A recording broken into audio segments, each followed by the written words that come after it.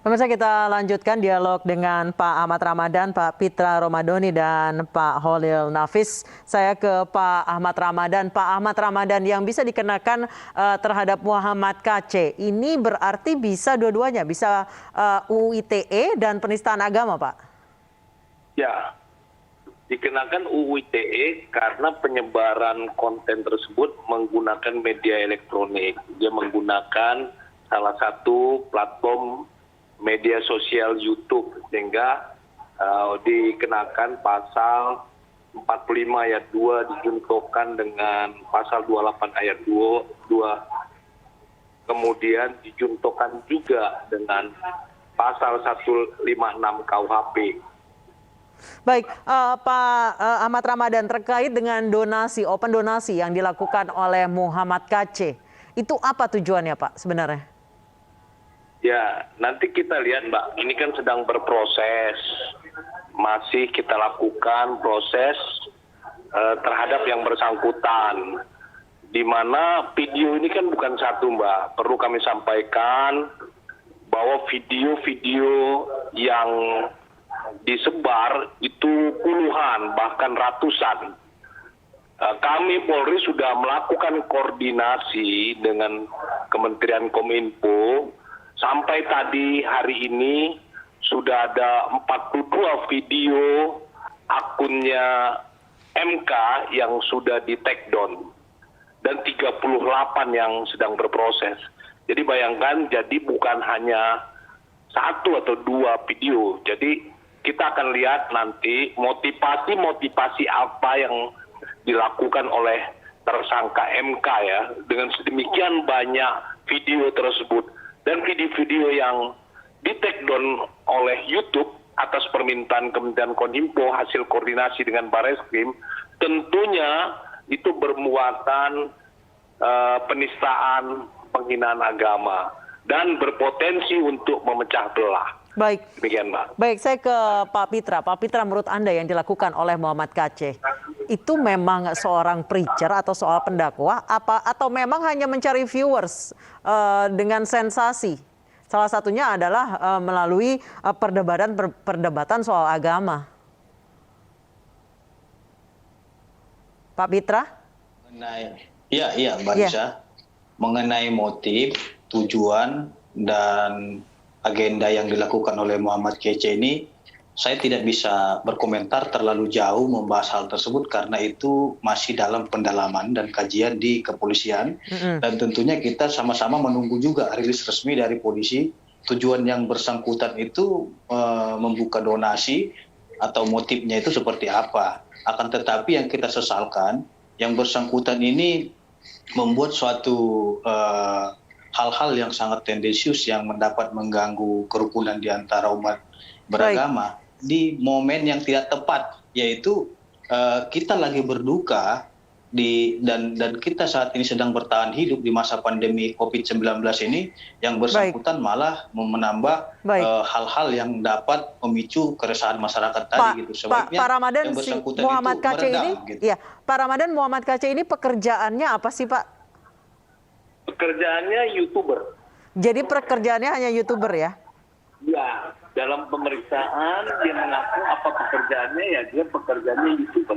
Baik. Saya ke Pak Holil. Pak Holil, yang dilakukan oleh Muhammad KC adalah memenggal ayat-ayat kemudian menginterpretasikannya secara suka-suka agar masyarakat tidak tersesat dakwah-dakwah yang menistakan agama atau memberikan pemahaman yang sesat. Apa yang harus dilakukan, Pak Holil? Ini juga kita ingin menyampaikan hasil risetnya Balitbang Kementerian Agama, lebih 80% saat pandemi ini orang belajar melalui media, termasuk juga media sosial itu. Oleh karena itu kami sampaikan belajar agama ini tidak boleh kita hanya sendiri, melakukan interpretasi sendiri, membaca sendiri, tidak, harus ada guru. Disebut di dalam Islam namanya sanad. Laulal isnad laqala man syaa ma syaa. Kalau nggak ada mata rantai gurunya, nggak ada yang nonton, orang bisa ngomong apa saja dan siapa saja bisa jadi ustadznya atau bisa orang yang ngomong. Tetapi masalahnya fa mu'allim syaitan, dia akan berguru pada setan, jadi terkena imajinasi. Oleh karena itu saya pesankan kalau kita mau belajar agama harus ada gurunya. Dan kalau belum alim, janganlah kita jadi ustadz. Kalau kita ingin menyampaikan sesuatu yang baik kepada masyarakat, pastikan itu sudah benar pemahamannya. Baik. Terima kasih Pak Holil Nafis, terima kasih Pak Pitra Romadoni, dan terima kasih Pak Ahmad Ramadan telah bergabung bersama kami di News Sore. Pemirsa, agama adalah soal keyakinan dan bukan sesuatu yang bisa diperdebatkan. Memperdebatkan agama hanya memicu perpecahan, apalagi ini ujung-ujungnya hanya soal ekonomi. Kita ke informasi berikutnya, pemirsa. Polisi masih terus menyelidiki kasus pembunuhan sadis terhadap 2 pekerja proyek Jalan Trans Papua. Sebelumnya baku tembak terjadi saat polisi tengah dalam perjalanan menyelidiki kematian 2 pekerja Trans Papua.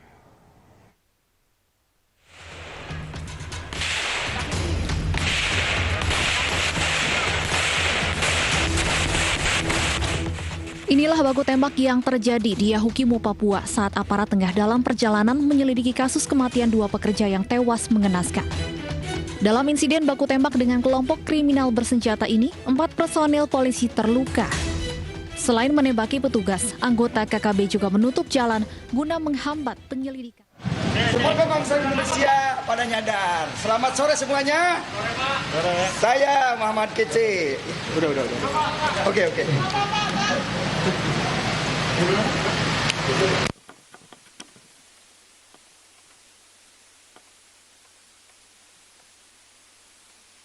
Ditangkap polisi dengan tuduhan penistaan agama. Saat ini Muhammad KC tiba di Bareskrim Polri setelah ditangkap di tempat persembunyiannya di Bali. Seperti yang kita ketahui pemirsa, bahwa Muhammad KC ini sempat menjadi perbincangan di dunia maya karena videonya yang diduga menistakan agama. Nama Muhammad KC ini pencuat setelah siaran langsung yang dilakukannya dan menyebutkan hinaan pada Nabi Muhammad SAW. Ada sejumlah penggalan-penggalan ayat yang disampaikan oleh Muhammad KC, kemudian diinterpretasikan oleh dirinya dan bernada menghina ataupun melecehkan Nabi Muhammad.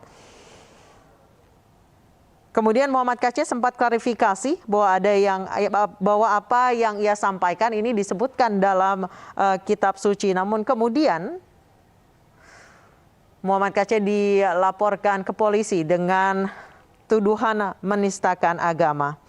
Saat ini Muhammad KC berhasil ditangkap di Bali oleh polisi di tempat persembunyiannya dan saat ini sudah tiba di Bareskrim Polri dan ia langsung digiring ke gedung Bareskrim Polri untuk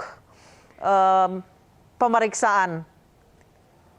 Dan sudah ada rekan kami, Vito, di Bareskrim Polri. Vito, salah satu yang menjadi titik berat adalah open donasi yang dibuat oleh Muhammad KC dan itu akan segera didalami oleh kepolisian. Sejauh ini informasi yang bisa kami dapat dari Anda di lapangan seperti apa, Vito? Ya, baik Anissa dan pemirsa, sebelumnya dapat kami laporkan bahwa memang betul baru saja kita melihat bersama bahwa tim Mabes Polri, khususnya Bareskrim, berhasil membawa tersangka penistaan agama Islam Muhammad KC alias Muhammad KC, dan dirinya baru saja tiba sekitar pukul 17 lebih 18 menit atau beberapa menit yang lalu. Dan perlu kami sampaikan saat ini Muhammad KC alias Muhammad KC ini sudah dibawa ke ruangan penyidik Bareskrim Mabes Polri. Sebelum masuk ke Bareskrim tadi Muhammad KC atau Muhammad KC ini sempat menyapa sedikit, memberikan sapaan kepada wartawan dan kemudian langsung dibawa oleh tim Bareskrim Mabes Polri masuk ke dalam ruang Bareskrim. Dan untuk terkait dengan penyidikan, memang berdasarkan keterangan dari Brigjen Pol Rusdi Hartono, Karopenmas Difumas Mabes Polri pada siang hari tadi, pihaknya memang menyebut saat ini masih terus akan melakukan pendalaman terkait dengan motif dari Muhammad KC mengapa dirinya mengupload atau mengunggah konten-konten yang membuat kegaduhan di tengah masyarakat.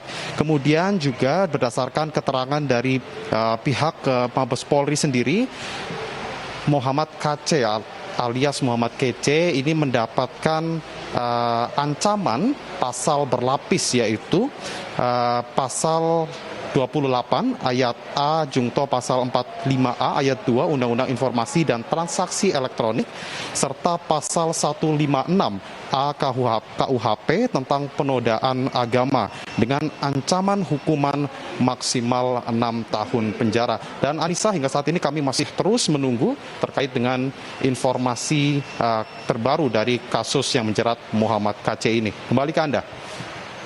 Itu apa saja yang akan didalami oleh polisi terkait ditangkapnya Muhammad KC?